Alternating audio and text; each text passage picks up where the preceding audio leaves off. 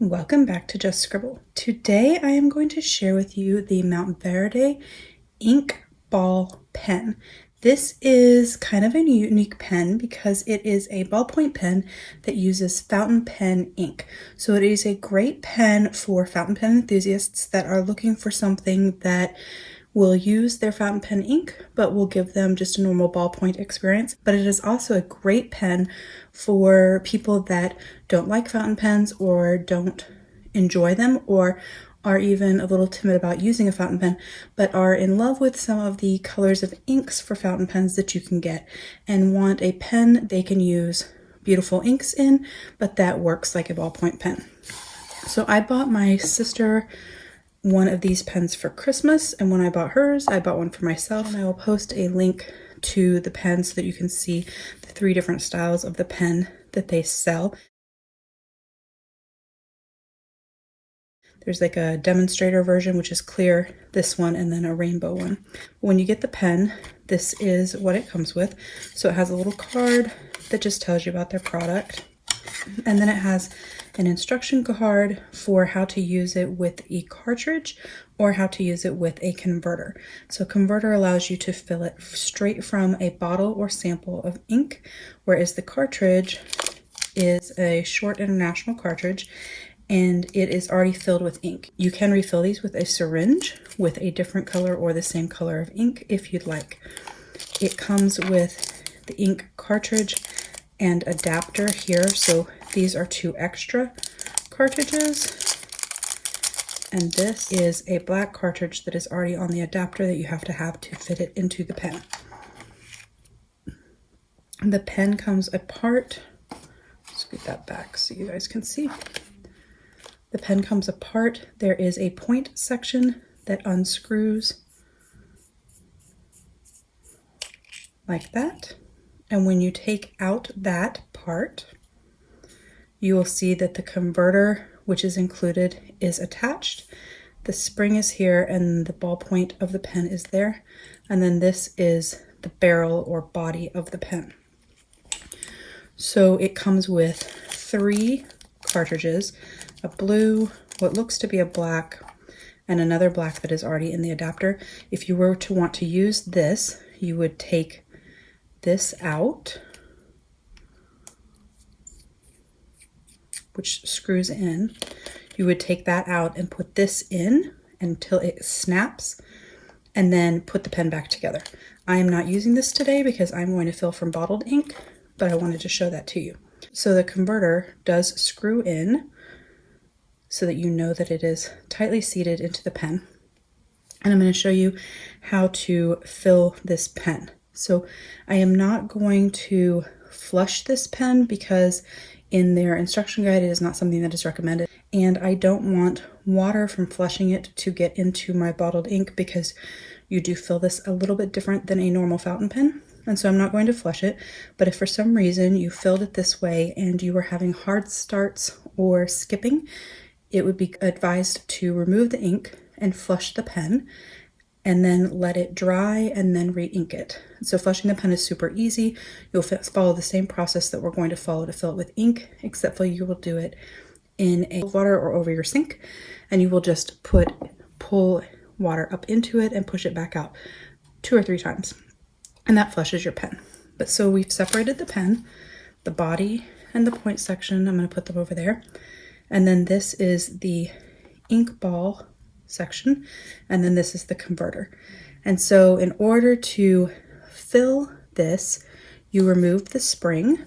It just kind of clips in there. You just pull it off. We're going to set that aside. Then you take your ink bottle. I am using the Diatramentus Document Black ink that I showed in a recent TWSBI Eco video because I want to use a black ink in this, and I wanted to do another pen test for you guys with it. And then you're literally going to put the tip of the ballpoint down in, and you're going to suck ink in. What's a little bit different about this, it works the same way. It's a piston converter, so you turn it counterclockwise to push out and clockwise to pull in. So you will make sure that it is in the push out position all the way down. So turn it counterclockwise until it's completely down, and then you will submerge it ink so that it's filled to about, or set in there till about there. And then you're going to turn clockwise and suck ink into it. But instead of a normal pen where you just do that once, you're actually going to do that 3 times. You're going to keep it in the ink bottle and you're going to suck it in, push it out, suck it in, push it out, and then suck it in. This is to prime the ballpoint and also to allow for the most fill on this converter. And it actually provides that information on the instruction card. So what I'm going to do is I'm going to set it down in there and I'm going to suck it in. You can see that it doesn't fill all the way. Then I'm going to push it back out 1. The second time it is much fuller. 2, 3. So it is very, very full. I'm going to set that aside for just a second because I always cap my bottle immediately so I don't have an accident. Then you wipe off the excess ink that may have gotten around the inkball section.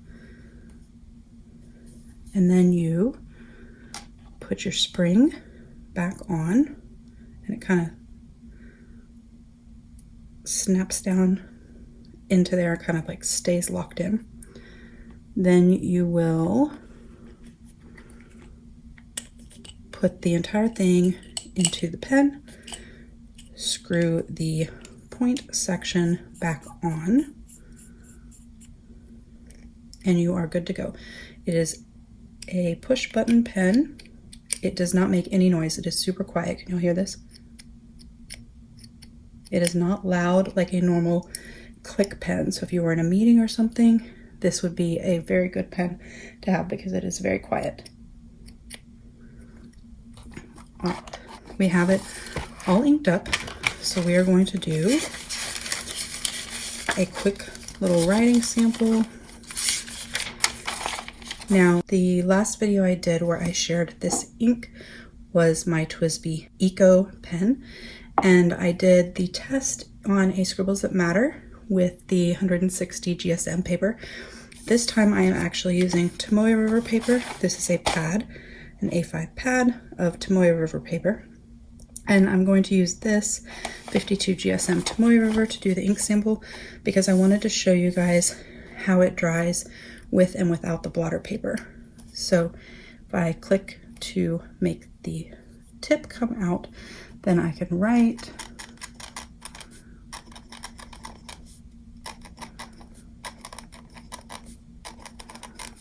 It does make a little bit of a noise.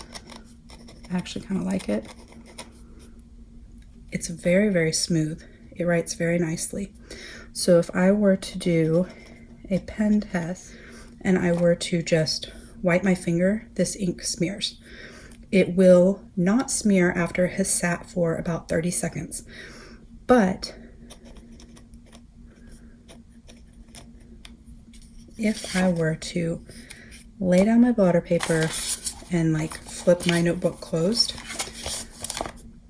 and open it back up, I'm going to use a different finger.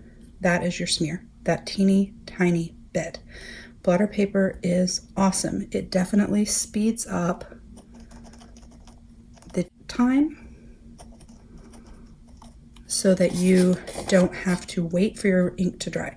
Even if you don't close your notebook, you just set that on top and kind of press on it like that.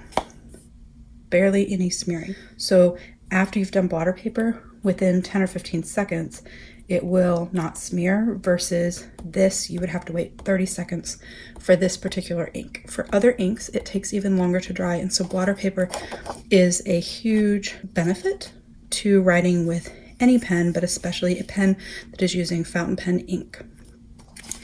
That is my quick little video sharing this awesome pen.